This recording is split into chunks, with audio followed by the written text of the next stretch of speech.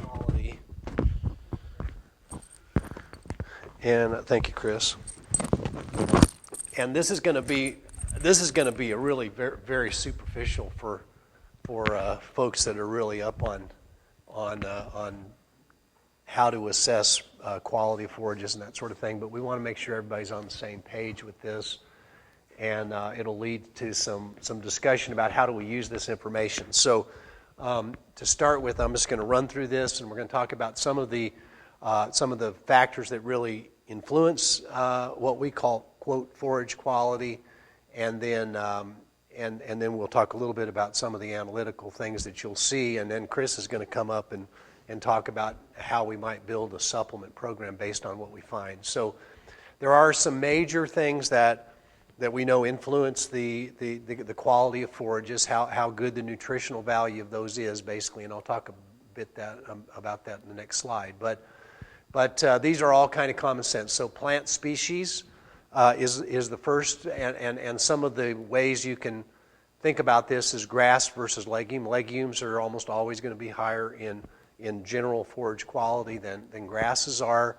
and warm season plants are always going to be a little lower in their quality than cool season plants because of kind of what Chris talked about. The photosynthetic pathways affect how much fiber there is and how digestible that is and sort of thing. So there are some major differences there.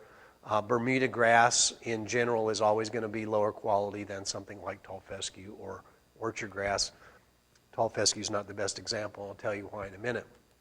Plant parts, the leaves are better than the stems in general, whether you're talking about a grass or a forage. I think we all know that. You know, the stem of an alfalfa plant is not nearly as good as the leaves, and so those are just general things you can use as you think about this.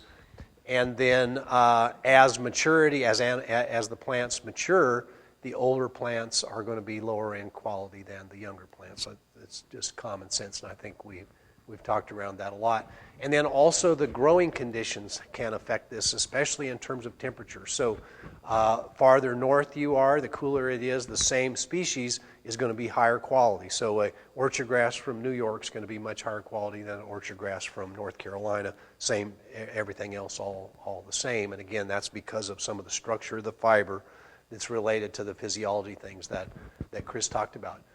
Now, I want to differentiate between two terms. One is nutritive value and one is quality. And we talk a lot about forage quality, but what we really normally are measuring is the nutritive value. So the nutritive value is those chemical measurements that we make on the forage, and like crude protein and maybe some fiber levels or whatever. Those are things that we can measure in the lab. And quality includes those nutritive values, but also include other factors that we don't really determine in that analysis, like what's the potential intake, and ultimately what's the animal performance that forage is going to support. So as I said earlier, an example I used was the Carolina horse nettle that has maybe 16% protein and it's very highly digestible, but the quality of that is impacted by those thorns and the fact that you wouldn't get very high intake if that's all they had to eat. So quality is a little bit harder to get at, but certainly we do need to think about what we can measure and then how we can relate that to the ultimate value of the plant. So if we look at just a few general relationships here on some of the major things, and IVDMD here is digestibility, basically, is what that abbreviation is. So how much energy is available. And what happens is the green here is the percent cell wall in the plant. As it becomes more mature, it gets more and more fiber in the cell wall. The total cell wall fraction increases. The crude protein declines, and the digestibility of that declines in a similar pattern. And so this works with, as far as I know, all plants work this way, Chris, in terms of the pattern that we see both in the digestibility, the protein, and the amount of structural component that's there. Now, if we look at legumes and grasses, again, as we look across maturity, the legumes are just almost always going to be higher than the grasses in digestibility. That we can get into some details of that that I'm not going to get into today, but certainly that general class is there. So if you know how much legume you've got in a pasture, that will help influence your evaluation of that digestibility. And then, of course, in the same, as we go from vegetative mature, the leaves there's much fewer leaves and more stems, and so that's partly where that digestibility and fiber comes from, is the fact that we're losing leaves and gaining stems as the plants mature. And then this one right here, let's see if I got, okay. So the digestibility of these plants, it decreases with maturity. Intake also decreases. And so somewhere here in the middle is what we call the region of compromise. And so this is where our proper harvest stage for these plants comes from.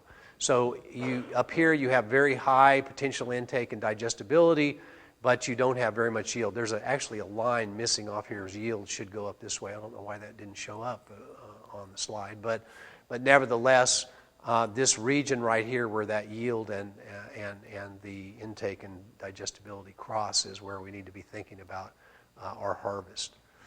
Now, the other point, and Chris and I had a little discussion about this the other night in preparation for this, but oftentimes the sample is the problem with any of our analysis. So we'll get kind of a weird result from a farmer and start talking about how did you get these samples? And you realize, well, it's only as good as the sample that's taken. And so it's very relatively easy for harvested forages. We need to be using good equipment, a core sampler, not a grab sample. And we need to make sure that we're getting a representative group of bales. That can come back and get you depending on how you're set up.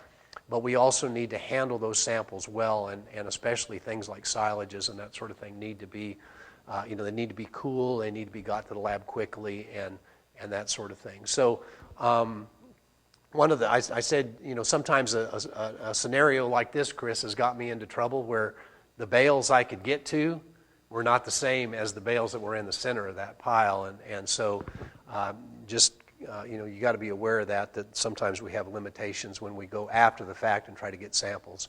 Farmers really, if they're going to sample, it should be done earlier on, and then they should have some record of where those bales were that they took the samples from.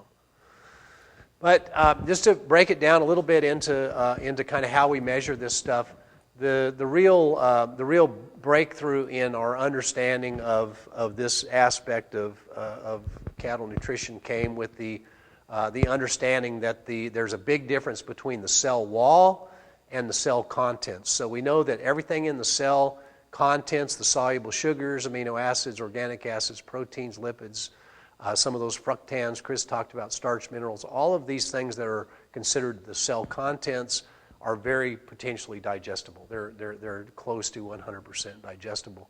The cell wall that's involved, that is composed of the fiber fractions, cellulose, hemicellulose, lignin, pectins, gums, waxes, other things that are there to make up that cell wall are only partially digestible, and that is the part that the digestibility really declines as the plant matures and we get more lignin in that cell wall. So basically what happens is early in the maturity, when a young plant is young, this cell wall is fairly small, and it's mostly going to be cellulose and hemicellulose. And then as it ages, we get more and more lignin cross-linking all of that fiber together to give it more structural strength. And as that happens, then the digestibility declines of that. So that's kind of the physiology of why that happens. Now, I said this was kind of a breakthrough, and this was actually back, when I was in school, and even before that, I guess when I was even in high school and earlier, when Dr. Van Soest at Cornell, at USDA, and later at Cornell started working with this and trying to understand it, and he did develop what's called the detergent fiber system. And you were there for some of that development, which is pretty cool. But this really was a breakthrough and allows us to, I'm not going to go through the whole system, but basically it allows us to separate in a functional way the hemicellulose, lignin, and cellulose from the plant. All of those are part of that NDF, which is the cell wall. And then if we add acid to the detergent fiber, then we basically strip away the hemicellulose, and we can then use a strong acid and digest away the cellulose to get lignin. So this procedure allows us to as I say, in a functional way. It's not none of these fractions are 100% pure, and there's different methods for lignin, for example. But we can start to understand more about all of what's going on in that cell wall. But the main thing is to get at this: how much cell wall is there, and how much solution there is. And that's all I'm really going to say about that, just so you know where it comes from.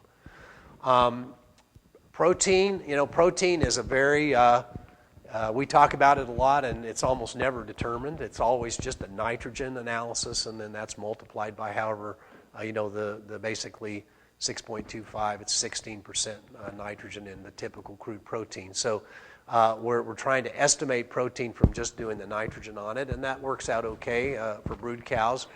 But we know that when you start getting into dairy cows or some of the more productive end of things, then we need to be thinking about how do we make up that protein. And so, again, a lot of work's gone into the development of the overall protein system, and understanding that some of these proteins are not degradable in the rumen, and some are degradable in the rumen, and those become very important distinctions, especially again with very high producing animals that may be limited by how much protein actually can get out of the rumen and get down to be absorbed in the animal.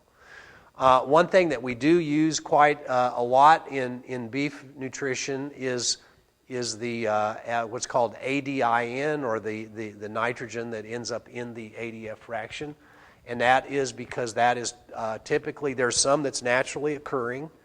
But if it's high, it's almost always from heat damage to the hay. So hay that's cut wet, heats, that can damage a lot of that protein, and so that's ADIN. So on a typical analysis, you'll sometimes see an adjusted crude protein number. And I think I'm going to mention that. I thought it was the next slide, but it must be the one after this one. So other analyses that you'll see.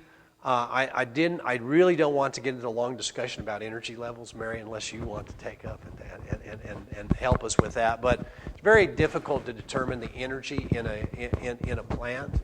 But we estimate that largely from the fiber levels, and most people are still using an ADF equation or something like that to calculate energy values from on the forage, and that's fine. Now, minerals are typically determined using a strong acid digest, and then inductively coupled plasma spectroscopy to determine the levels of those minerals in there. So that's how that's done. And then we also have the ability. A lot of labs are will run nitrate, and then also on an added. If you're doing some troubleshooting you can get some mycotoxins or mold spores. Those kinds of analyses typically we use for silages, and that's where you got to be careful about what happens after it leaves you before it gets to the lab. So we had an experience where we were dealing with this mold spore problem at Butner in our bull test, and it turned out that the feed company we were working with was taking the samples because we weren't getting good performance, and so they were trying to figure out why. They were sending them to the commercial lab that they were using.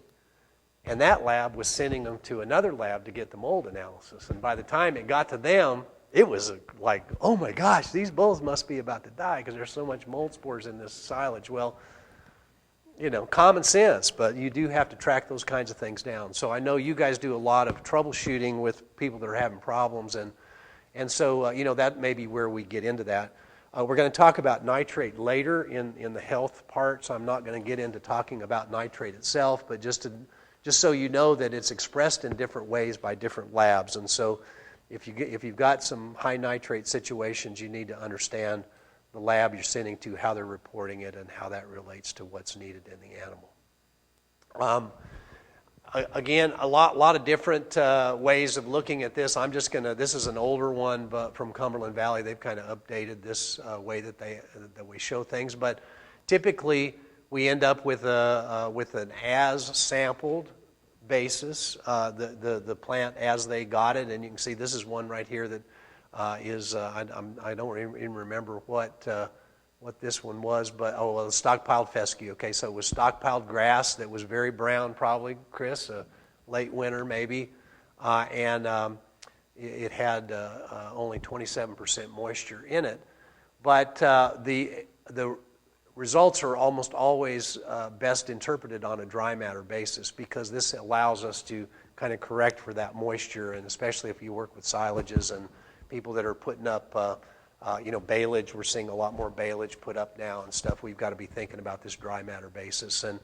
And you'll typically get a group of energy values, net energies, and maybe a total digestible nutrients. You'll typically get the fiber levels, and then also the minerals. And so this kind of a general analysis is pretty useful for us as advisors.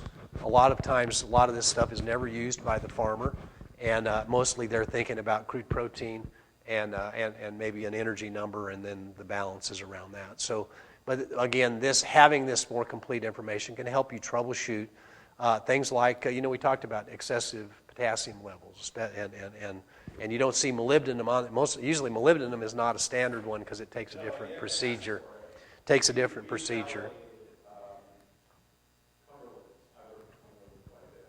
Mm-hmm.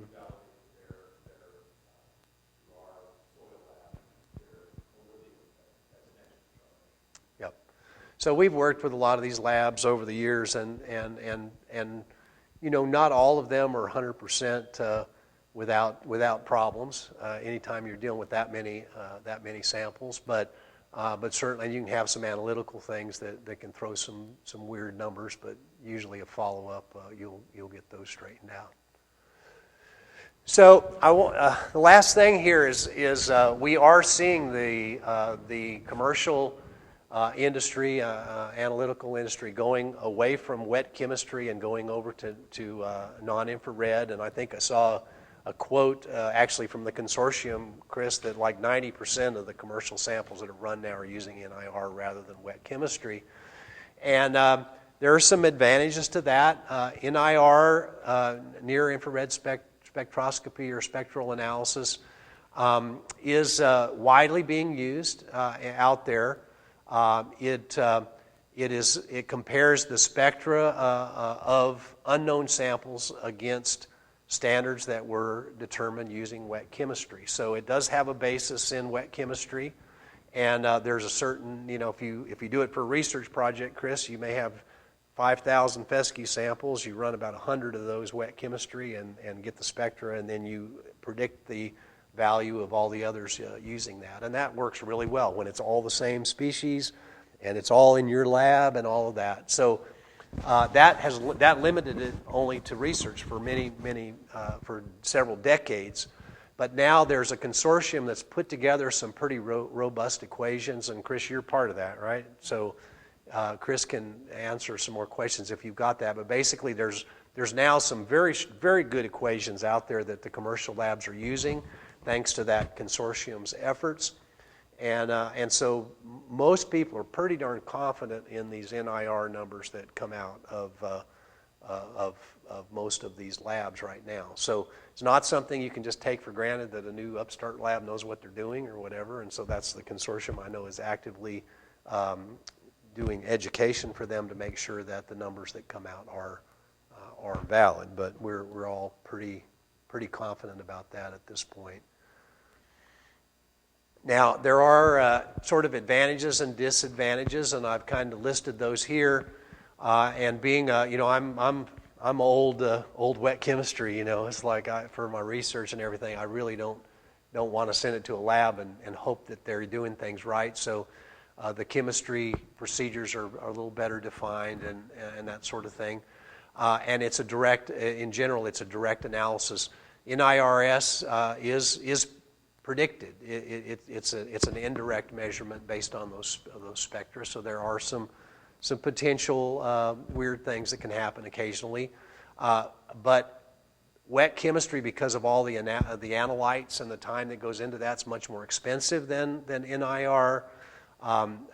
We've got basically a lot of sample prep, and the analysis that takes it takes days. You've got to let them dry overnight over and over, and so it takes typically 4 days or so, the quickest you can turn around a sample with wet chemistry. NIR, sometimes those can get turned around the same day, Chris, and so that is very, very rapid, and the labs obviously like it for that reason. Wet chemistry is probably better if you really have some detailed needs for minerals, nitrate, and some other things like that. And the NIR works very well for energy and protein, and kind of where most people are very confident about that. So wet chemistry is better if you have some very unusual, weird stuff going on. We have some very diverse pastures with 20 species, and I don't even know what some of them are and all of that. So whether or not that sample would work with the equations that the consortium uses, I think is up for discussion. But most of the samples that are coming to these labs are orchard grass or fescue or corn silage or whatever, and so that it works very well where we know what it is and we know that it's pretty typical.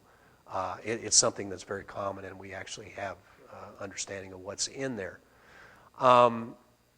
Chris brought up this point the other night. I hadn't really thought about this, Chris, but we know that wet chemistry, there's inherent variability. So every step you go through, there's little bits of error that are put into it. And if you go and you rerun the same sample again, you won't get the same answer. It'll be pretty close if you've got a good lab. But the NIR is typically much more repeatable. In other words, if you read a sample and get the prediction and you read that same sample again, it will give you pretty much the same answer again. And so, again, for throughput in the lab and that sort of thing, there are some benefits to that. One thing I do want to mention real quick, Matt, is that with NIRS, we're comparing a spectral signature from the forage material that has light and near-infrared spectrum reflected off of it. And what it does is it compares it with samples that are in that calibration equation, that spectral signature, that forage. So it will tell you if that sample does not fit that equation. Gives you saying, no, you shouldn't be using near-infrared for the sample because it's not in the calibration data set. So if the lab's doing a good job of monitoring that and sends you results back and say that you really need to run this with wet chemistry because the equation's not predicting it well, but near-infrared can be pretty good. Sometimes labs don't do as good a job as they should at leading those samples out and telling people that they don't need to run wet chemistry.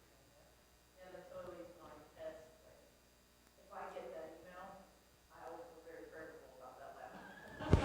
Because, I mean, you might think, well, they're asking you to spend more money because they're asking you wet chemistry. But they're really telling you that they don't feel comfortable with the analysis. Right. So, like you're talking about the weird things. Yep. Yep.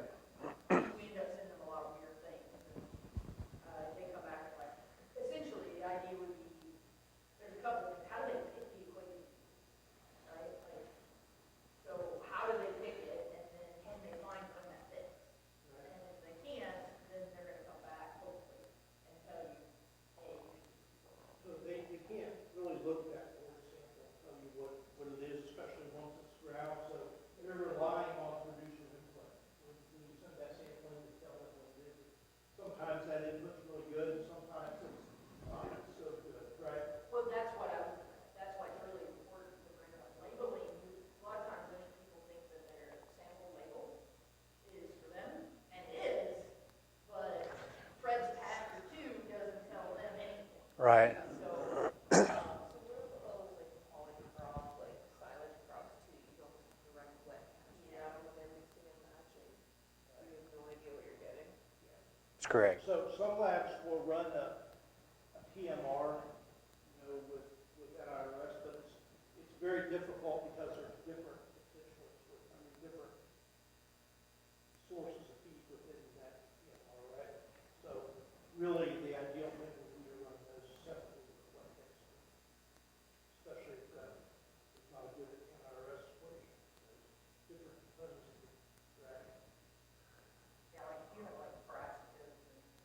Oh, yeah.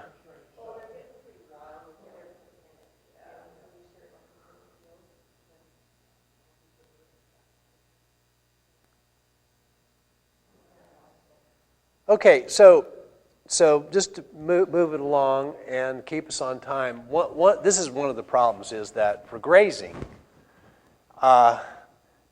analysis is difficult because even with a quick turnaround, by the time you get the results back and you start to apply them, things have changed. So this actually analyzing the forage that an animal is going to be eating is really important for harvested forages because it can help you plan, it can help you identify, well, this hay and this hay could be combined and we would avoid doing a supplement for one group or whatever. So that information is very important and easy to get, and because that pile of hay is still going to be there when you get the results back, you'll be able to use that information very, very well. So for grazing systems, we need to really develop this general understanding of what affects the forage quality, and then using our visual evaluation to kind of keep track of where we are. And that is the way farmers should be using this kind of information. We do need to maintain forage quality to meet our animal needs, or we need to start supplementing when it's appropriate. And if we have a good handle on kind of what the forages look like in terms of overall quality from a visual assessment, it helps us to make this decision to start supplementing. So that it's again, it's one of these difficult things that's a lot more of an art than a science perhaps, but we have had producers that really wanted to understand better about sort of what it looks like out there on their pastures that have used some pasture sampling to kind of learn how to train their eye on this. And so that's where I would encourage using this information. And then maybe some of this weird mineral kind of stuff that once you do a good job of sampling for a year maybe of standing pasture forages, you can kind of get a feel for, well, this farm has got a molybdenum problem, or this farm has a one problem or another that we might be able to pick up from that. The other part of that is if you're trying to figure out what's available to cattle, you kind of really need to figure out what they're. So watching them and what they're selecting that, and then calibrate your eyes. Yep. So this is kind of back where I started with this, and that is all these basic things that you got to start putting into your brain, and thinking about what do we got out there species wise? How mature is it? What kind of leaf am I seeing? Green? Is it dead? And that sort of thing. And that again, something that we would love our clients to do this subconsciously and keep track of. It doesn't always happen, but it certainly should be the goal. And it's one of those realities of what we do. And again, this is a couple of my pictures of a couple of my cattle. This is our group of finishers there that are right now, Chris, we've been dry after extreme wet. This is Dallas grass that had a lot of ergot heads on it. I had to clip it. And so these steers without supplement, we would not be getting them to where they need to be for our market.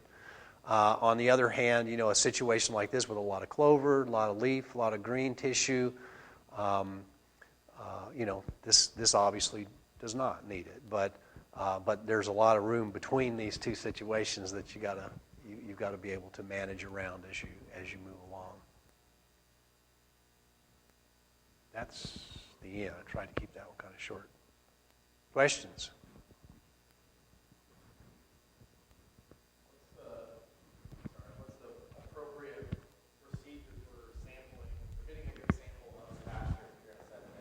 Okay, that's a great question. I'll tell you how we do it, and then these guys can tell you. But we use we use random samples from about 10 to 20 places in the pasture. We actually use a tread-in fence post, and we walk however many paces we need to be able to cover the whole pasture. We throw it. We go to where it landed, and we cut about a square foot of standing forage down to what we determine as the desirable grazing height. So if it's a fescue, orchard grass kind of situation, it's about 4 inches, but that will vary. And then we put all of that together and collect it all in a bag. Mix that up, subsample it. If it's too big, which if it's a lot of forage, it will be too big, and then we submit that to the lab. So that's how we get at that. So somewhere between 10 and 20, depending on how variable the species and the pasture is. You know, if it's all kind of the same thing, 10 is probably, I feel pretty good about that. But we may go higher if we feel like there's enough diversity. How do you, I'm curious about how you guys do it, so. Well, if we're doing these yield estimates, then also we'll look quad rats. Sure, sure. That, and clip down to what we want the graze height to be. Sometimes if we're just doing quality, we'll kind of mimic what the cows are grazing and do a hand plot sample. Sometimes when you do a complete harvest of what's within a quad rat, you'll get a lot of things the animals aren't consuming, which could bias what the actual forage test is.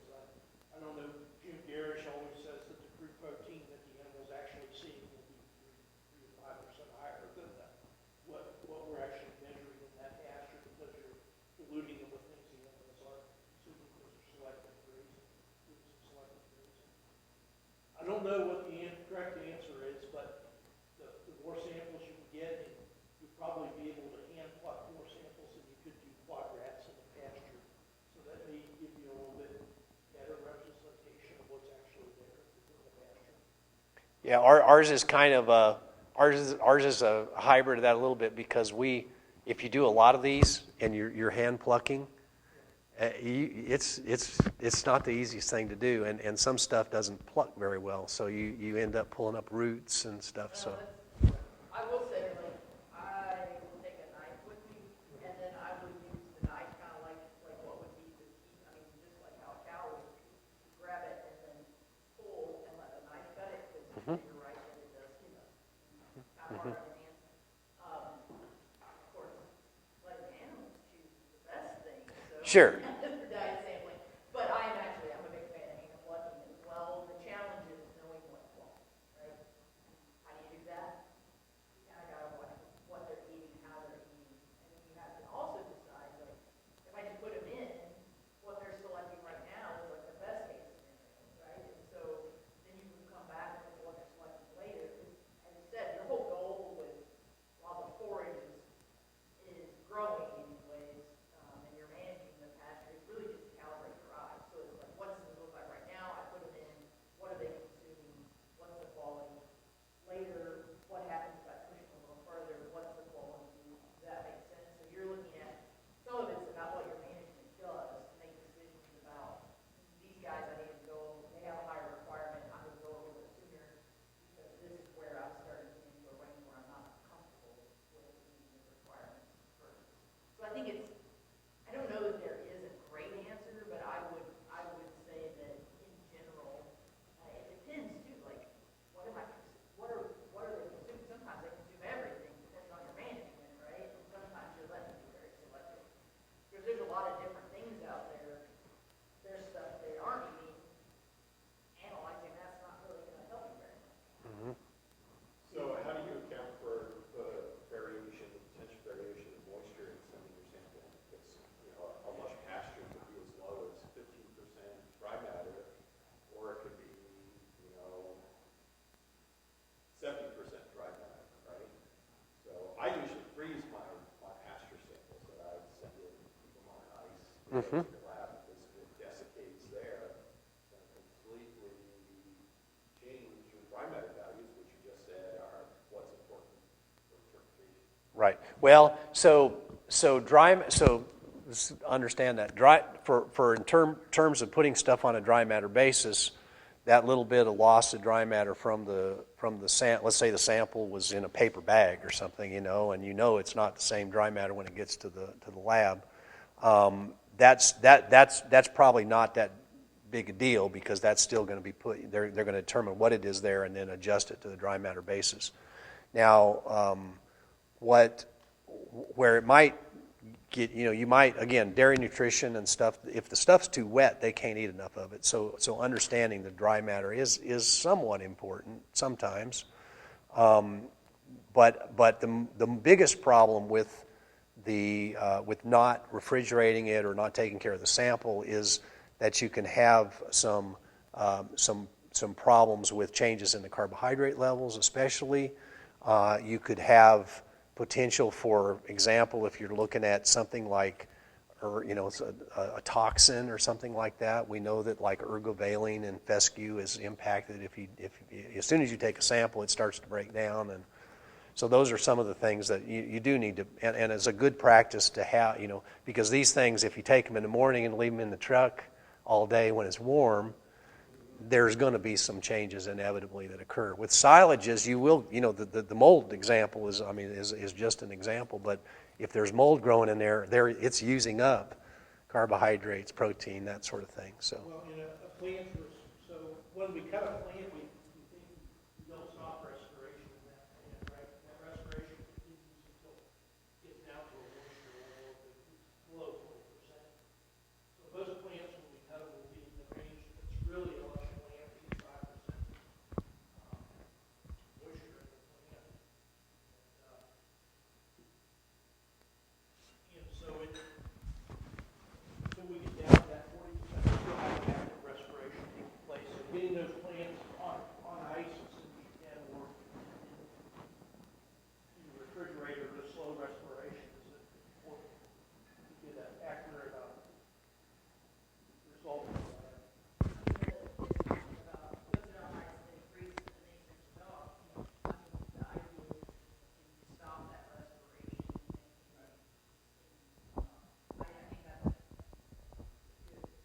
Yeah. Yeah, because it'll still be kind of cold. I mean, it'll stay cold for quite a while in the shipping. So. My understanding, though, was the labs actually use the as-fed material for their analysis.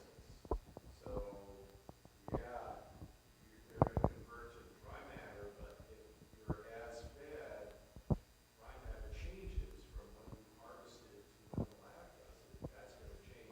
It's going to change your NDF calculation. They're calculating based on what they analyze. Right. Yeah, what they receive, yeah. They may not be the same as what was actually out. Because you lost moisture. Correct. That's right. That's correct. Yeah, 'cause I mean, Birds talks about that quite a bit. Yeah. The plant itself harvested was 20% dry matter. And then when you send it in, it becomes 30% dry matter because of the shipping. They analyze the thing at 30% dry matter to determine the NDF, and then you use the 30% dry matter to calculate the value of the NDF. You're actually a different value. So they're consuming more water than they would. Right. Mm-hmm. We might better go ahead and move on, Chris. Yeah, Chris, show us your supplementation. I'm sitting here ready. Okay, here we go.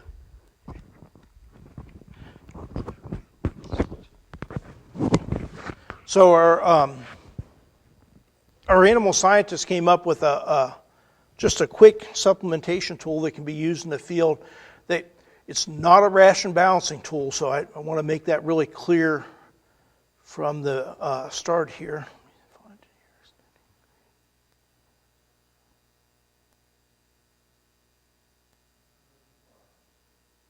Oh, there we go. Sorry.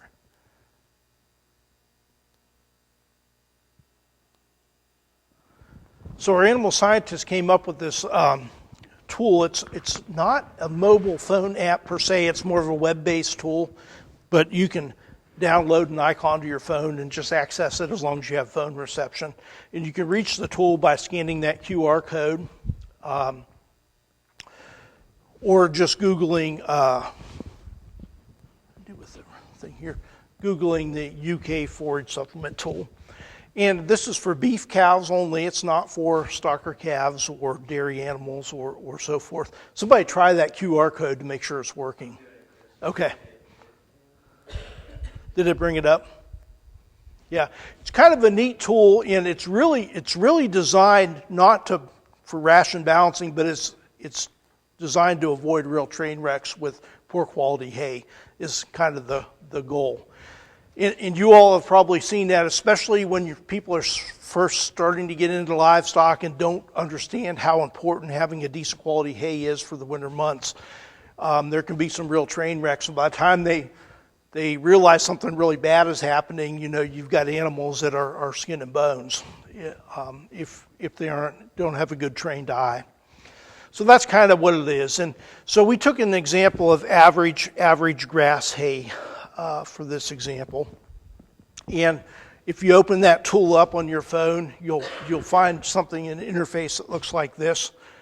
And again, when we bounce the ration, we always like to use a dry matter basis for bouncing that ration. And then we use the dry matter column, and this is kind of what we need. We need the ADF, NDF, crude protein, and total digestible nutrients, which is an estimate of energy and in calculation of TDN. Of course, is all over the board. There's a zillion different equations out there based on acid detergent fiber, many of them, and then we also have summative equations based on fiber digestibility that we can use. But we use that, and then we enter those into there. So we put the dry matter in that we get back from the lab. We put in the crude protein concentration. We put in neutral detergent fiber. And we use the neutral detergent fiber to determine dry matter intake, which is a very crude estimate of dry matter intake. 120 divided by neutral detergent fiber, percent of dry matter intake on the body weight basis. There's better ways to estimate that, but they're much more complex.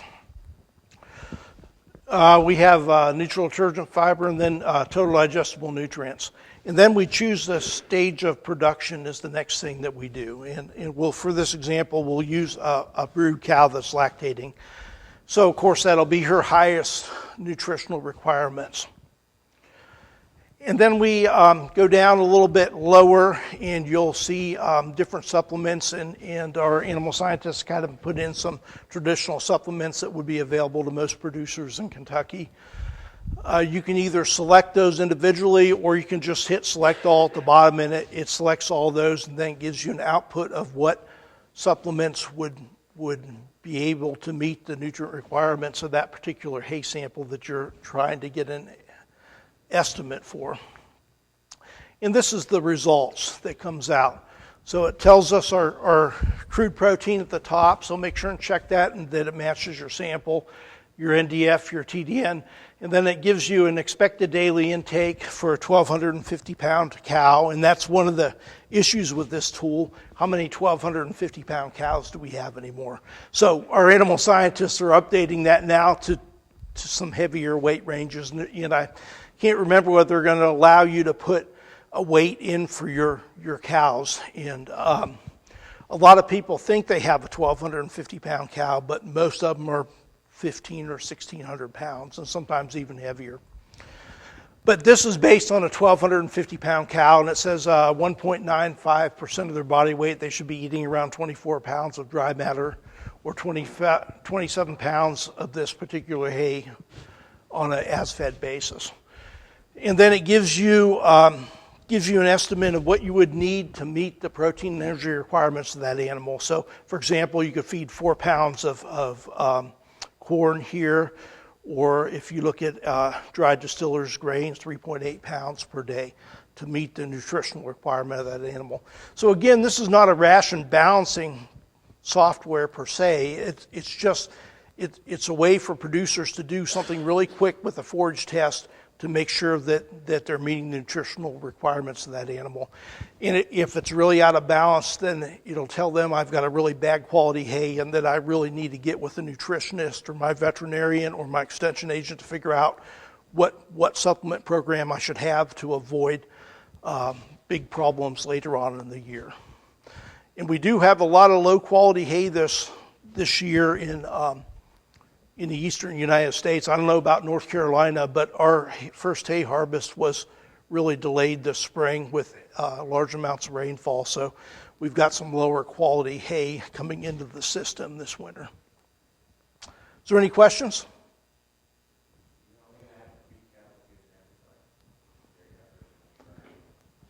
I don't know. Right now it's only beef cows. Yeah. All right, that's all I have on that.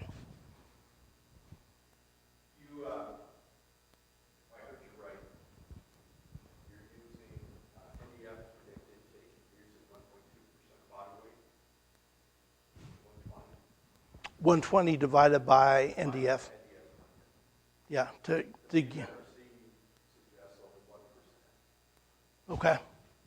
Maybe they'll make that adjustment when they redo it, yeah. Yeah. Those guys are maybe underestimated. And if you're only doing beef cows, I'm sure they can be, Merck's work would suggest 1.2% body weight is a traditional NDF intake. Okay. Yeah. Yeah, him and Kevin Laurent worked on this tool. Yeah, it's not a perfect tool. Well, I'd like to say nutrition in livestock's a science, but there's a lot of art that goes into it too, right? So we do the best we can with balancing a ration. There are some much more complex formulas for estimating dry matter intake, which involves fiber, fiber digestibility, but most people are not going to use those. Sometimes labs will provide those results if you buy the advanced test. Mostly with NIR, not with wet chemistry in most cases. Is there any other questions? All right, Mark? Probably should have mentioned all the speakers first. So Mary June House.